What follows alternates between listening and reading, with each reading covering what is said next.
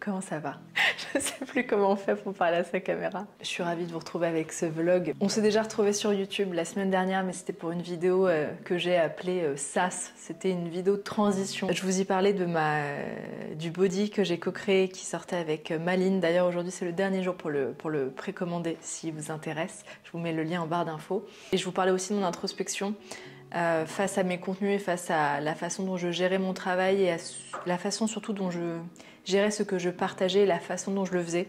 Pardon, je fais une petite pause, j'ai froid, mais j'ai vraiment froid. C'est pour ça que je me suis mis un petit, je suis même pas sûre que ça se verra, j'ai mis un petit baume coloré parce que j'ai les lèvres violettes d'avoir froid comme ça. De base, je suis assez frileuse. On est mi-septembre et il y a déjà la vibe d'automne qui arrive, c'est fou. J'adore ça, c'est du Genmaicha. C'est un thé avec un goût de popcorn, un thé vert, j'adore ça. Dans ce vlog, je vais retourner un peu en arrière. J'ai envie de vous partager quelques images que j'ai filmées cet été, notamment pendant un séjour à Lisbonne. J'y allais et pour le travail et pour le plaisir. J'avais besoin de voir des amis et collègues. Est-ce qu'on peut appeler ça des collègues? On ne travaille pas vraiment ensemble, mais on fait les mêmes métiers, donc on s'entraide beaucoup, on partage beaucoup de choses, etc. Bon bref, je vais les appeler mes collègues. Ils sont souvent de très très bons conseils et c'est toujours génial de brainstormer à plusieurs. Et je vous dis que c'était aussi pour le plaisir parce que c'est un voyage que je me suis fait solo, je me suis pris un joli hôtel. C'est un séjour sur lequel je comptais aussi prendre beaucoup de temps pour moi, pour me reposer, pour avoir du temps de libre. Parce que des vacances en famille, c'est pas toujours très reposant. On a passé une semaine en famille avec la famille de mon amoureux dans une maison, dans un petit village autour de Montpellier. C'était génial. On a vraiment bien profité. Là pour le coup c'était vraiment chill. Franchement on faisait pas grand chose à part chiller près de la piscine et profiter entre nous. Et finalement, c'était pas du tout ça le plus fatigant parce qu'on avait du relais avec notre fille qui a 2 ans, je le rappelle, malgré le fait qu'elle était épuisée. Donc ça a été très très dur à gérer et on était épuisés aussi, ce qui a fait que c'était pas du tout des vacances reposantes et que là, pour le coup, je crois que je suis jamais allée aussi loin dans mon niveau de fatigue et dans mes nerfs. Je vous dis ça parce qu'en fait, ça enchaîne avec le fait que j'avais besoin de souffler un petit peu, de me concentrer un peu sur moi, sur mes projets, sur ce qu'allait être cette année et puis juste me reposer en fait. Dormir. Donc ce séjour à Lisbonne m'a fait énormément de bien et je vous montrerai des images dans les prochaines minutes. D'ailleurs, je pense que je vais vous laisser tout de suite avec les images. Je vous retrouverai après pour papoter un peu.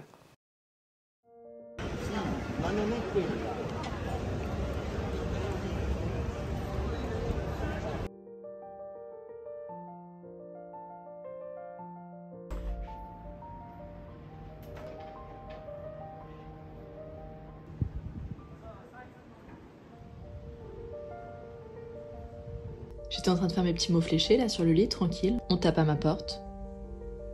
Qu'est-ce qu'on m'offre? Non mais sérieux, des petites pastéis de nata. Incroyable. Oh là là, j'adore ça en plus.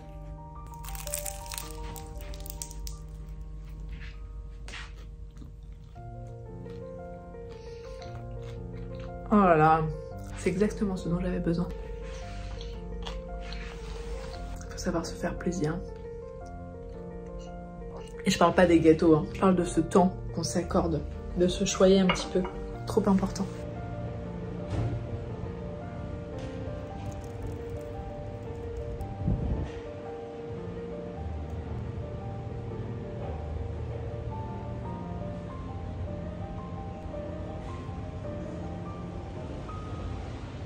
Ça y est, je me suis changée. Je vais retrouver des potes ce soir. Apparemment, on va aller voir le coucher de soleil. Ça va être très très cool.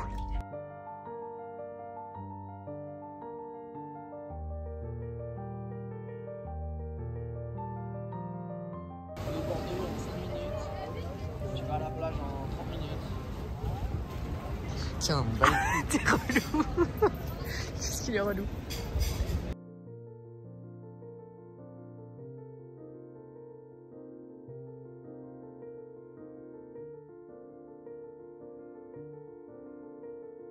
ça fait les cuisses un petit peu Lisbonne, non?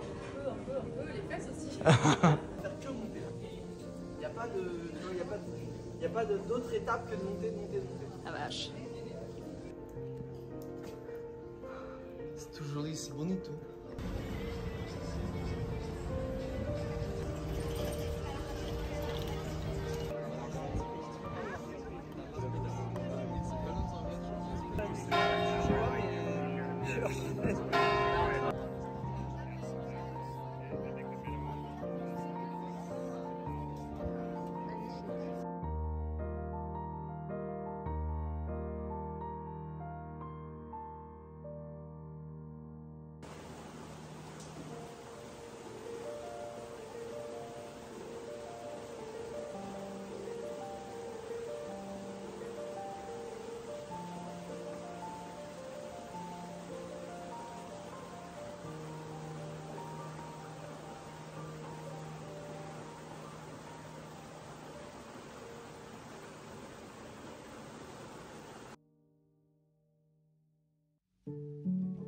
Le programme du jour, c'est de se balader dans la ville et peut-être d'aller à la plage ensuite.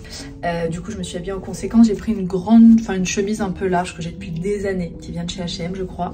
Ça, c'est le haut de chez Malines. Voilà, mais c'est un maillot de bain. Un short en jean qui vient de je ne sais plus où, peut-être d'une fripe, une ceinture et des baskets.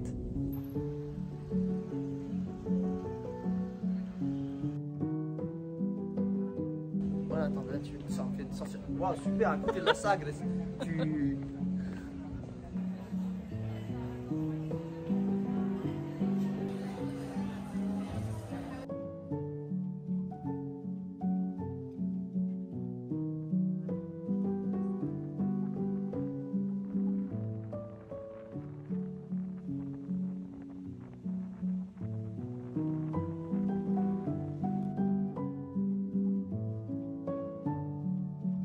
Là ce soir je vais dîner avec Alexia, donc je vous ai déjà beaucoup parlé pour la colorimétrie, la morphologie. Nous sommes par hasard en même temps à Lisbonne, donc on en profite pour se retrouver et dîner ensemble.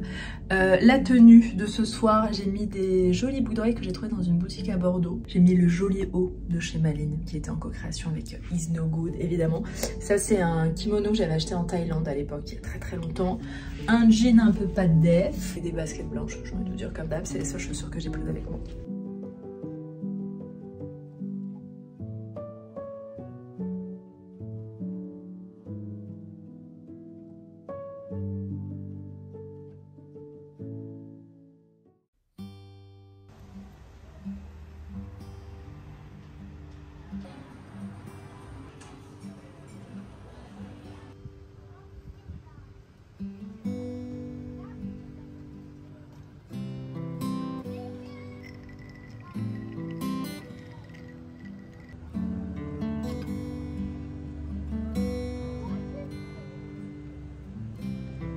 Je reviens d'une petite marche matinale, il fait chaud, il fait très chaud aujourd'hui, du coup c'était pas mal de sortir tôt. J'avais envie de me trouver un petit café, de me balader un peu seule, j'avais peut-être envie de faire un peu les boutiques, de flâner, mais en fait il était un peu trop tôt pour ça, donc je suis sortie vers 9h et les boutiques ouvrent, je suis même sortie 8h30, 9h, et les boutiques ouvrent entre 10h, 10h30, même 11h parfois. J'ai pas mal monté, je suis tombée face à face avec un resto dont on m'avait parlé qui s'appelle Honest Food, Honest Mind, je sais plus. Trop sympa. Le spot, trop... Alors déjà c'est tout ce que j'aime en termes de plats proposés, de boissons, d'ambiance. Voilà, pour les personnes qui ont été un peu Thaïlande, Bali, Copenhague ou Tulum, vous voyez tout ce style-là. Alors c'est pas très typique, hein, on est complètement d'accord. En tout cas moi c'est typiquement le genre d'endroit où je sais que je vais trouver des choses qui me plaisent, qui sont en même temps saines et bonnes pour la santé. Et le spot était dingue parce qu'en plus il y avait une terrasse en hauteur et il y avait personne. C'était trop sympa. Il y avait un concept store que j'avais envie de voir qui était vraiment en face. Très sympa. J'ai rien pris parce que j'avais besoin de rien et surtout j'ai vraiment plus de place du tout dans mon sac et je ne peux rien rajouter. Sinon je pense que j'aurais pris tous les gros livres d'art, vous savez les très beaux livres. J'avais pas du tout, comment dire, je ne portais aucun intérêt à ce genre de choses avant. Et là je sais pas, je développe une passion pour ce type de livres qui sont vraiment des livres d'inspiration. Vous savez ces types de livres qu'on laisse en dehors, qui sont déjà des livres de déco parce que généralement très jolis à afficher chez soi, qu'on laisse sur la table basse, qu'on peut feuilleter. Et moi qui aime bien me remettre un peu au dessin en ce moment, et ben je trouve que ce genre de livre aide vachement, ça me sert de modèle si je veux copier un truc, ça me donne des idées de déco, d'assemblage de couleurs, de motifs, tout ça, et donc je développe une vraie passion pour ça. Mais c'est le genre de livre qui est assez lourd à rapporter. Donc je me suis pas laissée tenter. Je cherchais aussi une petite papeterie, j'avais envie de me trouver un joli petit carnet parce que là j'ai commencé à noter un peu chaque jour ce que j'ai fait, mes souvenirs, de petits carnets de voyage, sauf que je l'ai fait sur mon téléphone. Et moi j'adore les carnets, c'est une bonne excuse pour me trouver un petit carnet. Et j'ai pas trouvé ce que je cherchais. Donc j'ai terminé chez Muji qui fait de la jolie papeterie. Moi qui cherche un truc typique de Lisbonne ou portugais, je me retrouve dans une boutique asiatique. Ça c'est typique de moi, je cherche un truc un peu typique, je me retrouve dans un truc qui est à l'opposé de ça, mais bon c'est pas grave. Et je me suis pris un petit carnet comme ça, tout petit que je peux glisser dans mon sac. Il a pas de ligne, il a des petits points, vous savez, comme ça, peut-être si je veux un peu, je sais pas si on voit bien, si je veux un peu dessiner, ou je sais pas, je pense que je rajouterais peut-être, je collerais peut-être des trucs ou des dessins, ou je mettrais des bribes de dessins que j'ai fait sur un autre carnet, je sais pas. J'ai pris un petit stylo et j'en ai aussi profité pour prendre une sorte de pilulier. C'est tout bête mais c'est vrai que, alors moi je prends de la B12 parce que je suis végétarienne. Parfois, bah là vous voyez, j'avais pris des compléments alimentaires pour la peau, pour le soleil. Et ben je trouve ça super pratique d'avoir ça en fait parce que plutôt que de rapporter les boîtes, moi je prenais même une petite boîte qu'avait ma fille, un truc de jouet où je mettais mes trucs dedans. Pas très pratique et ça je trouve ça génial parce qu'en plus ça se déclipse. Si j'en ai besoin que 3, je prends que 3. Donc voilà, petite chose assez sympa. Petit point bagage, je me suis laissée influencer par Laura Travelbook. Je suis fan de ses vlogs, bref, c'est pour l'aquarelle à la base, hein, mais bon, elle a donné une super astuce. Elle montrait pour voyager facilement, elle avait acheté ces petites pochettes. Alors, c'est vrai, quand je les ai aussi trouvées sur Amazon, c'est vraiment pas idéal, mais en même temps, je sais pas où trouver ça d'autre. C'est des petites pochettes assez souples comme ça pour organiser ses vêtements et voyager. Et c'est vrai que je trouve ça super pratique. Alors ça peut se glisser dans un sac, vous savez, plutôt dans des... Attendez, je retourne la vidéo. Si on a des sacs à dos, ça peut s'entasser, enfin c'est compliqué à organiser, ensuite il faut tout ressortir, tout remettre au moment où on part et tout. Et c'est vrai que ce genre de pochette est vachement bien pour organiser déjà nos sacs. Et ce que je trouve super, c'est que je l'ai utilisé aussi quand je suis partie en famille, donc avec une valise classique, quoi. Ben, j'ai classé mes vêtements dedans, donc j'avais par exemple des vêtements pour la journée, genre des shorts, des tops, mes maillots, etc. Et j'avais une trousse qui était plutôt pour le soir, avec mes robes, enfin des bodys, bref. Et en fait, du coup, quand je défais ma valise, je sors seulement la petite pochette, je la laisse ouverte, et je n'ai pas besoin d'enlever toutes mes fringues, et ensuite de les ranger, etc. Je laisse tout dedans. Une petite astuce, je trouve ça hyper pratique pour organiser la valise, et effectivement pour ne pas avoir à défaire toutes les affaires et à les remettre ensuite. Et pareil pour ma fille, en fait j'avais pris une petite... en fait c'est un lot de pochettes, il y en a plusieurs et donc j'en ai pris un pour elle où il y avait toutes ces petites robes. En plus c'est facile, c'est des mini vêtements pour l'instant. J'ai juste eu à le sortir, à le mettre à côté de l'endroit où on la change. Voilà, nickel, hyper simple. J'enchaîne avec un déj, je vous fais la surprise de qui je retrouve.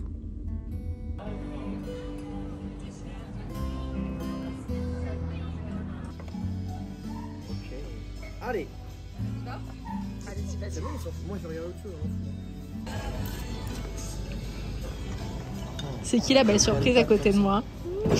Elle est toute bronzée en plus, la belle surprise. Oui, je parlais de toi.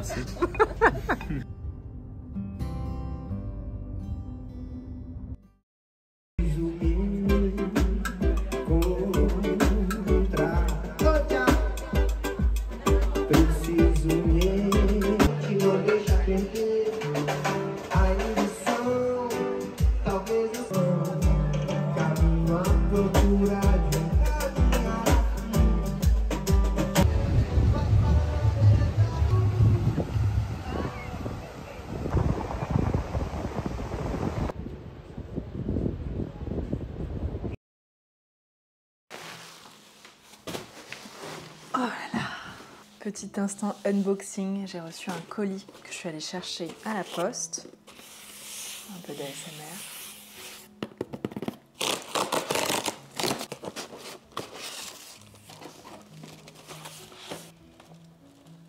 Je vous ai déjà parlé de Typologie dans un ancien vlog et je sais que c'est une marque que vous connaissez déjà forcément, dont vous avez déjà entendu parler. Et là, j'ai commandé quelques produits de soins aussi, je vais vous expliquer pourquoi.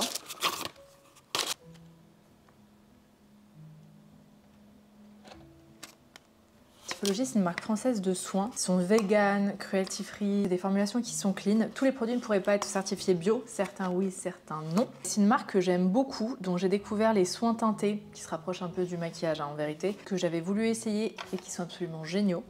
J'avais eu un gros coup de cœur et justement je vais vous en reparler. Et en termes de soins, moi vous savez que j'ai une routine qui est assez minimaliste. J'ai tendance à utiliser mes produits à moi, ceux de ma marque. Mais peut-être que vous le saviez parce que j'en ai déjà parlé, j'ai une tendance à avoir de la rosacée. Je pense que j'en ai toujours eu, en tout cas à partir de mon adolescence, et ça s'est vachement accentué pendant ma grossesse. C'était une vraie galère parce que je savais pas exactement comment traiter ça. C'est une problématique de peau qui est vraiment pas facile à régler. En fait, on sait pas exactement d'où ça vient, le pourquoi du comment. On peut limiter les dégâts, mais je sais que ça peut pas complètement se guérir. On peut faire du laser tous les ans. Et cette année, j'ai enfin réussi à avoir un rendez-vous chez la dermato, qui a bien confirmé le fait que j'ai de la rosacée, parce que c'est pas parce qu'on a des rougeurs ou des petits boutons qu'on a de la rosacée, il faut le faire diagnostiquer. Elle m'a bien confirmé ça.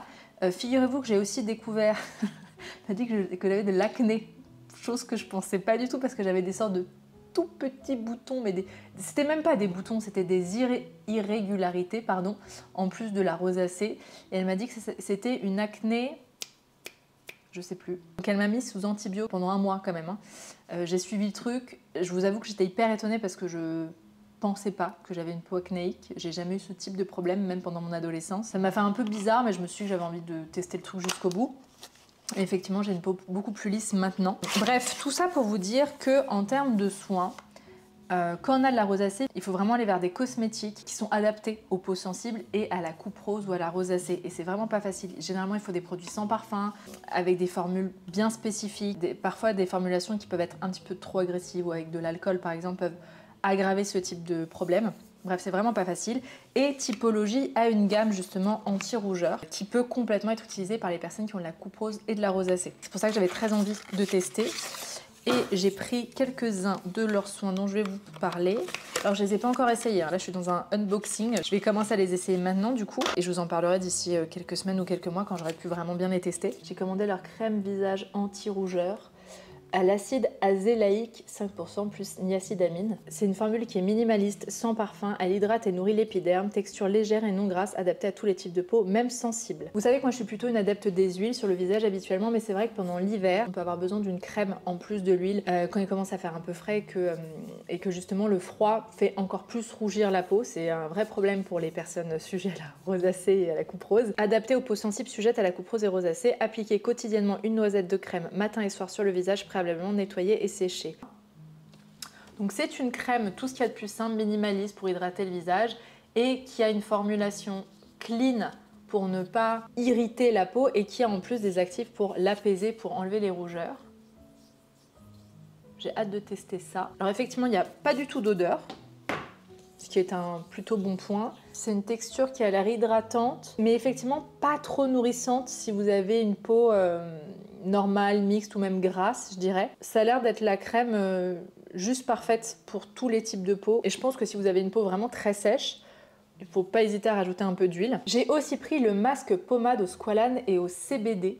J'ai pas forcément le réflexe de faire des masques et en même temps, justement quand l'hiver arrive ou quand les températures extérieures baissent, on peut avoir la peau qui réagit, et même avec les émotions fortes. Par exemple, je vous parle beaucoup de l'extérieur, de la température, de la météo, etc. Mais avec les émotions fortes, la coupe rose, la rosacée peut encore plus se développer. Et donc typiquement ce genre de masque pommade peut être pas mal. Qu'est-ce que je peux vous dire sur ce masque pommade? Spécialement conçu pour les peaux sensibles et fragilisées, concentré en CBD pour calmer les sensations d'inconfort, tiraillement, rougeur, 100% d'origine naturelle. Et ça pour le coup c'est un produit qui est, celui-là il est certifié Cosmo Natural. Ok, je vous parle de ces produits pour la coupe rose mais ça convient aussi totalement aux peaux normales et aux peaux sensibles sans que forcément ce soit un problème de coupe rose. Et c'est un masque, ah c'est un joli masque transparent tiens. J'essaierai, je vous dirai. Et il sent rien. Non, rien de spécial. Ça va être agréable ça. Ça c'est pour les soins. J'ai recommandé les soins teintés qui sont des merveilles. C'est une sorte de fond de teint, sérum fond de teint. Ils font vraiment une jolie peau, c'est très en légèreté. Et alors attendez, je pense que je vais pouvoir vous montrer parce que je ne me suis pas maquillé le teint. J'ai juste mis de l'anti-cerne ce matin. Un flacon pipette comme vous le voyez. Hop. Et ça camoufle très légèrement. Là, je me maquille dans le retour caméra, ce qui n'est pas idéal. Et en fait, ça met en valeur la peau, ça camoufle, ça unifie en fait. Un peu comme une BB cream. Mais l'avantage de cette texture, je trouve, c'est qu'elle sèche. Il n'y a vraiment aucun... Bah là déjà, voilà, ça a séché. Il n'y a vraiment aucune sensation de gras, aucune sensation de brillance. Et j'ai découvert ces produits il y a quelques mois, je vous en parlais avant l'été, je crois. Et sincèrement, c'est un énorme coup de cœur. J'adore ce produit. Ça a vraiment un effet peau nue, mais un peu plus joli. Ça embellit légèrement la peau. Moi, j'utilise la teinte 2. J'aurais peut-être pu mélanger avec un petit peu de la teinte 3 parce que là, je suis un petit peu bronzée. Un autre produit que je connaissais aussi, que j'avais essayé, c'est le correcteur anti-rougeur. Si vous avez comme moi des problèmes de rosacée. Alors moi, c'est pas toujours le cas. Là, vous voyez, ma peau est plutôt apaisée et calme. J'ai pas trop de soucis, mais je sais que pendant l'hiver, je vais de nouveau avoir des rougeurs. La couleur verte, c'est une couleur qui atténue les rougeurs. Et c'est un super produit pour camoufler les rougeurs. Si on n'a pas envie de mettre de fond de teint, de correcteur par-dessus, c'est juste un produit que l'on met sur les rougeurs. Il va vraiment atténuer le rouge sans effet de matière. C'est ça qui est assez dingue. On n'a pas du tout l'impression de mettre du maquillage et ça se voit pas du tout sur la peau. C'est assez magique, je trouve. Comment je pourrais vous montrer si j'ai pas vraiment de rougeur là? Oh là, bah attendez, je vous parlais avec... J'avais mal étalé mon fond de teint. Voilà, j'ai pas beaucoup de rougeur là. Peut-être un peu sur le bout du nez. Bon, ça se voit pas trop, mais au moins vous allez voir la texture. Donc ça peut faire un peu peur parce que c'est vert. Et en fait, en tapotant, ça va vraiment atténuer toute rougeur, tous les problèmes de rosacée, si votre peau rougit pendant l'hiver par exemple, ça peut être super à mettre. Vous voyez, ça, J'arrive pas à trouver le bon terme, mais oui, ça atténue, ça neutralise, c'est ça ce que je voulais dire. Et comme c'est pas qu'un correcteur vert, c'est aussi un soin à la niacinamide et à l'extrait d'algues vertes, ça permet d'atténuer aussi les rougeurs. Il y a ce côté soin qui va permettre de traiter le problème sur la durée. Et ça se voit pas du tout sur la peau, c'est ça qui est fou. Ça reste pas vert, c'est pas une texture. C'est un peu une texture comme le fond de teint, comme le sérum teinté en fait. Ça s'accroche à la peau sans rester gras. Là malheureusement c'est pas le meilleur exemple parce que je n'ai pas de rougeur, mais je vous montrerai ça plus tard dans l'année. Et j'ai aussi repris une huile à lèvres parce que je les avais essayées et j'avais adoré la rose, la rouge aussi. Et la seule que je n'avais pas, c'était la corail. Je vais l'essayer devant vous en même temps que vous. C'est entre le gloss et le baume teinté. Parce que je vous dis gloss, mais ça ne colle pas du tout. Donc ça a le rendu d'un gloss, avec l'impression d'avoir mis, bah oui, de l'huile en fait. Voilà, c'est une huile à lèvres, une huile colorée. Elle est jolie. Elle est pas mal cette couleur. Alors le corail, donc c'est une couleur qui tire vers l'orange. C'est génial pour mettre en valeur le bleu. Donc le bleu des yeux. En plus j'ai un pull bleu donc c'est pas mal, ça va avec, c'est la couleur complémentaire du bleu, l'orange. Il est hyper confortable. Ça c'est très joli quand on est bronzé en fait. J'aime bien, ça donne bonne mine. Voilà ce qu'il en est pour cette commande. Je vous donnerai mes retours du coup maintenant que je vais pouvoir les essayer. Je vais vous mettre les liens de tous les produits en barre d'infos. Je peux vous dire ce que j'ai aussi essayé de la marque et que j'aime beaucoup. Les anti-cernes sont vachement bien, donc les sérums teintés comme je vous l'ai montré, les huiles à lèvres. Qu'est-ce que j'adore, je suis extrêmement fan aussi de leur enlumineur qui est absolument magnifique. Qu'est-ce qu'il y a d'autre dont je vous ai pas parlé dans cette vidéo? J'ai aussi eu l'occasion de tester leur gel nettoyant pour le visage qui est bien, pareil, qui est très bien. Voilà, je crois que c'est tout. Ils ont des hydrolats aussi. Enfin bref, il y a pas mal de trucs, je vous remets les liens en barre d'infos. Et là, il y a une petite offre qui est valable une semaine à partir du moment où je sors cette vidéo. Si vous cliquez sur un des liens en dessous et que vous faites pour 45 € d'achat minimum, vous avez un gommage corps qui vous est offert dans votre commande.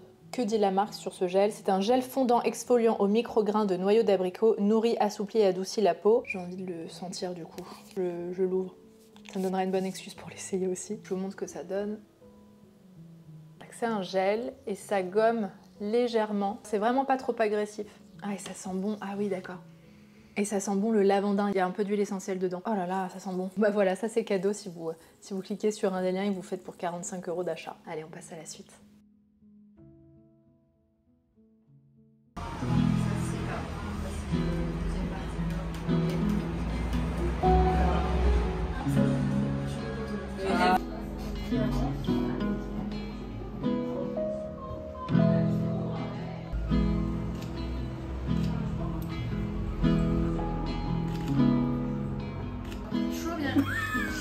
C'est bon.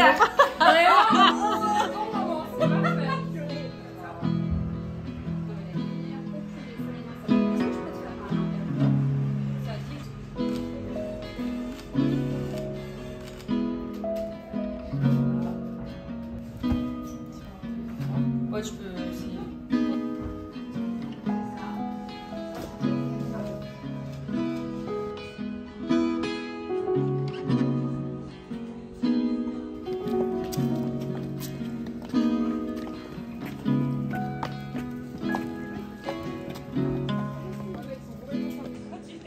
Pour être glowy, c'est glowy. Hein. Oh la vache.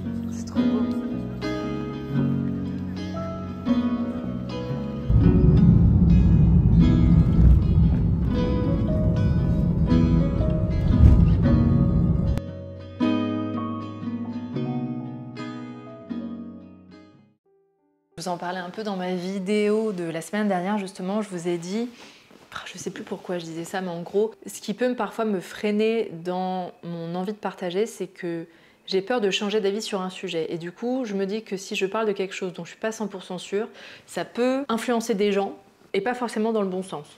Et ça, c'est un truc qui me terrifie un petit peu, je pense, avec ce métier, avec le fait de m'exposer. C'est comme je sais que ça influence, il y a un peu cette part de moi qui a besoin que ce soit parfait. C'est un peu ce que j'expliquais la semaine dernière. Finalement, le contenu parfait devient un contenu lisse, et moi, c'est pas du tout ce qui m'intéresse, en fait. C'est pas ce que j'aime regarder, et c'est finalement pas ce que j'ai envie de faire non plus. Je vous dis ça parce que justement, j'avais envie de parler. C'est génial parce que je peux prendre plus de recul maintenant que j'ai un micro. C'est ça ce que vous voyez là.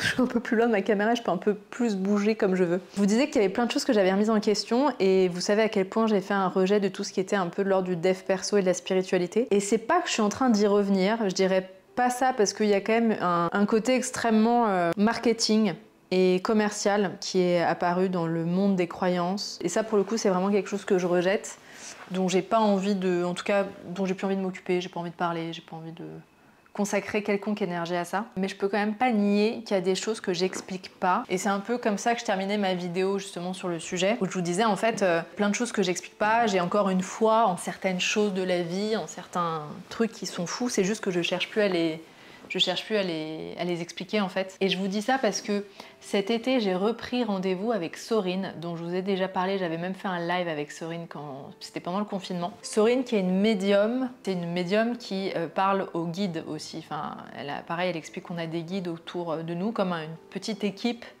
d'anges gardiens et qui sont là pour nous conseiller, pour nous accompagner. Bref, ça semble complètement fou et complètement barré et perché. Et en même temps, à chaque fois que je ressors d'un rendez-vous avec Sorine, je me dis mais c'est quand même complètement fou ce qu'elle me dit et je l'explique pas en fait. J'explique pas comment on peut avoir un don comme elle a. Parce que Sorine, c'est vraiment... alors avant, elle le faisait en face à face, maintenant elle fait tout en visio. Elle a même pas besoin d'être à côté de vous. Mais on commence la visio, je n'ai même pas besoin d'ouvrir la bouche. Elle me dit ok c'est bon, t'es prête? Je dis oui. Et là, il y a un flot de paroles qui sort et qui correspond toujours, mais de dingue à ce qui est en train de se passer dans ma vie. Et c'est vraiment des trucs qu'on ne peut pas connaître. C'est pas des choses qui sont sur internet, c'est pas des choses qu'on peut savoir si on me connaît pas personnellement, très personnellement. Et donc je trouve ça toujours fou. J'avais fait plusieurs séances avec Sorine, alors à l'époque quand j'étais à fond là-dedans, et là justement depuis que j'avais fait un rejet, je voulais plus, en fait, je n'y trouvais plus d'intérêt. Et là, cet été, il y avait plein de petits questionnements, je sentais que je bloquais un petit peu. Et en fait, j'ai pris ce rendez-vous comme un plus, comme un rendez-vous qui allait me faire du bien, mais je m'y accroche pas pour autant. Vous voyez, c'est ça la différence avec ma posture d'avant, c'est qu'avant, j'attendais vraiment qu'on m'aiguille, je portais trop d'importance à ce qu'on pouvait me dire. Maintenant, je prends ça vraiment comme un plus. Si ça résonne et si ça vient m'aider dans ce que je vis, bah, je prends, et sinon... je laisse tomber, parce qu'il y a aussi une marge d'erreur aussi, hein. Et elle le dit elle-même, en fait, rien n'est figé. C'est pour ça qu'elle n'est pas fan de voyance. Elle n'est pas là pour vous dire ce qui se passera, mais je trouve qu'elle donne un éclairage qui est parfait pour éclairer le présent et les questionnements. Il y a ça, et j'ai eu un rendez-vous, justement, là j'étais dans ma famille, dans le sud, et pareil, j'ai fait un rendez-vous avec une amie de la famille qui... Alors je ne sais pas exactement ce qu'elle fait, mais il y a un côté d'énergie, de kinésio, elle fait plein de choses. Et ce qui est fou avec elle, c'est qu'elle travaille beaucoup justement avec les enfants, avec les bébés. Il y a beaucoup de pédiatres qui la recommandent.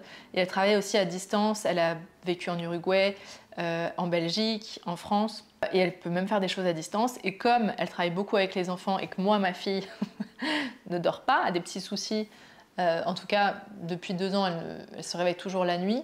Elle dort longtemps, mais elle se réveille la nuit. Je trouvais ça intéressant, comme en plus je vous ai dit, c'est vraiment une amie de la famille, c'est quelqu'un de confiance. Je me suis dit, c'est plutôt ma maman qui a voulu nous offrir cette séance. J'ai dit, bon, il n'y a rien à perdre. J'étais à côté de ma fille pendant ce temps-là. En gros, on était allongés sur notre lit, et donc je ne vais pas donner son prénom pour des raisons de confidentialité ou de vie privée, mais on va l'appeler Angela. Allez. Et Angela posait ses mains sur les pieds donc, de ma fille, ensuite sur le ventre, etc. Et c'est fou parce que j'ai vu ma fille se transformer au cours de la séance. Au début, elle ne voulait pas se laisser toucher. Ma fille, elle est assez méfiante des inconnus, des médecins d'ailleurs en général, ou des personnes qu'elle ne connaît pas qui la touchent. Et j'ai envie de dire tant mieux. Et au fur et à mesure de la séance, c'est comme si son énergie changeait complètement et qu'elle se délestait d'un poids. Et ce que Angela me disait d'elle, ou en tout cas ce qu'elle ressentait de son corps, ça faisait sens, quoi, et ça me parlait beaucoup. Donc ça m'a donné aussi envie de faire une séance, pour le coup, avec aucune attente, parce que j'ai pas l'impression d'avoir une problématique à régler en ce moment, mais je me suis dit, on va voir, je vais juste m'allonger, elle va me toucher, demander au corps ce qu'il a besoin de travailler et on va voir ce qui se passe. Et ça m'a assez bluffée parce que pareil, ce qu'elle m'a sorti résonnait beaucoup.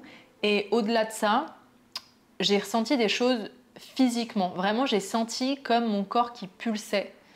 Comme s'il y avait, vous savez, de la sève dans les jambes. Et pareil, je l'explique pas. Alors, est-ce que ma fille dort mieux depuis? Non. Donc, tout n'est pas miraculeux non plus. Mais j'ai senti une énergie différente et les nuits d'après étaient vraiment différentes dans sa posture et dans... En fait, elle se réveillait la nuit jusqu'à maintenant avec comme des cauchemars et des angoisses. Et là, elle se réveille plus par habitude, j'ai l'impression, mais il y a plus ce truc d'angoisse et de peur qu'elle pouvait avoir. Et donc, je me dis, ah, c'est aussi quelque chose d'assez fou. J'aime pas me dire qu'on a besoin de ça pour régler des problèmes, pour régler les choses. Je pense que c'est des plus et qu'il ne faut pas non plus y mettre trop d'attente, en fait. Et c'est peut-être ça... le danger quand on y croit trop ou quand on est trop à fond là-dedans, c'est qu'on va poser on va accorder toute notre confiance et on va donner tout notre pouvoir à ce type de pratique, à ce type de personnes. Alors que c'est des plus, c'est des bonus. Si vous avez l'envie, la curiosité, l'argent aussi pour faire ça à un moment, je trouve que c'est des jolies aides, mais je dirais pas que c'est obligatoire pour être bien, pour être heureux. En tout cas, j'espère pas. Pour être honnête. Là, je vous ai plutôt parlé de spiritualité, de trucs un peu perchés, énergétiques, etc. Mais je vous parlais aussi du dev perso. Et le dev perso, j'ai fait un rejet contre le marketing autour de ça ou contre le dev perso qui tirait vers le New Age, vers la spiritualité. Mais en réalité, je continue d'adorer écouter et lire du contenu de développement personnel, en fait. Toutes ces astuces, toutes ces petites choses qui peuvent nous permettre d'aller bien au quotidien, d'aller mieux, de sortir un peu des schémas, de prendre du recul sur nous, en fait, d'être en introspection. Moi, je trouve ça absolument génial. Donc, ce type de développement personnel, je trouve que c'est formidable.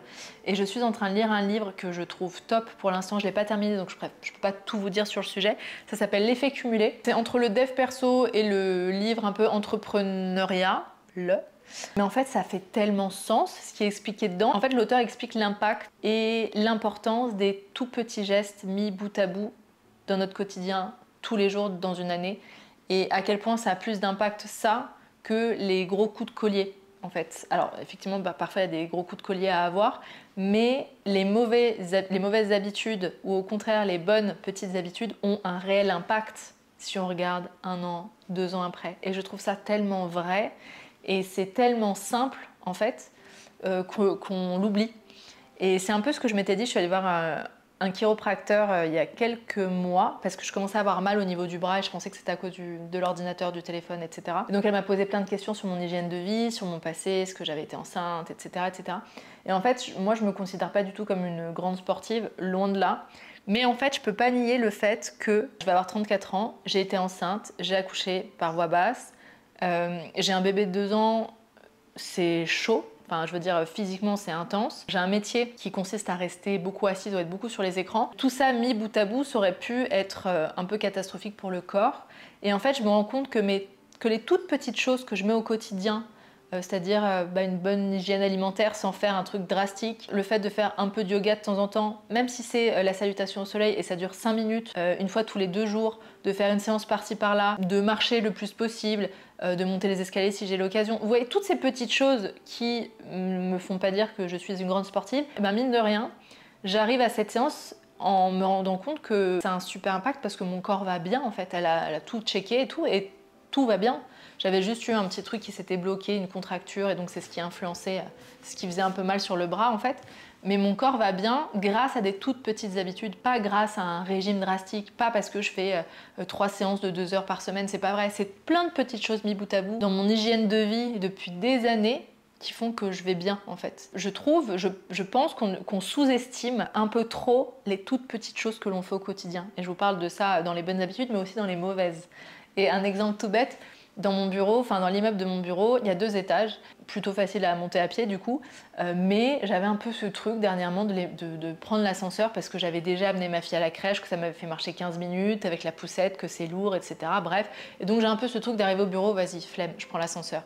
Depuis que j'ai lu ce livre, je me dis, bah non, c'est toujours ça, c'est toujours 2 étages d'escalier montés tous les jours, et bien ça fera toujours un meilleur impact sur la durée que l'ascenseur. Vous voyez, c'est un peu cet esprit-là. J'ai pas encore terminé, mais j'ai vraiment envie de vous en parler parce qu'il aborde plein de thématiques, plein de sujets. C'est pas du tout que sur le domaine professionnel ni santé, c'est vraiment toutes nos sphères de vie. Et voilà, je crois que c'est tout ce que j'avais à vous dire.